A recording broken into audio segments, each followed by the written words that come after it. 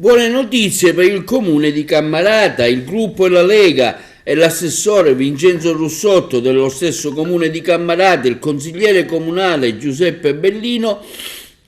esprimono piena soddisfazione per l'ottenimento del finanziamento di 61.000 euro da parte della regione siciliana e portata avanti in piena sinergia con i propri referenti politici. Un ringraziamento particolare va rivolto all'onorevole Pullara per la sua sensibilità mostrata alla segnalazione ricevuta, affermano gli amministratori, e l'impegno profuso presentando immediatamente un emendamento sulla finanziaria regionale ottenendo il risultato sperato. Le somme saranno esclusivamente destinate alla manutenzione e alla messa in sicurezza della strada comunale chiamata Bocca di Capra, considerando che negli ultimi anni le amministrazioni che si sono via via succedute hanno fatto fronte alle esigenze di manutenzione ordinaria e straordinaria delle strade rurali esclusivamente con fondi comunali. Questo finanziamento rappresenta pertanto un duplice risultato raggiunto in quanto libera le risorse comunali da interventi costanti su una delle contrade maggiormente colpite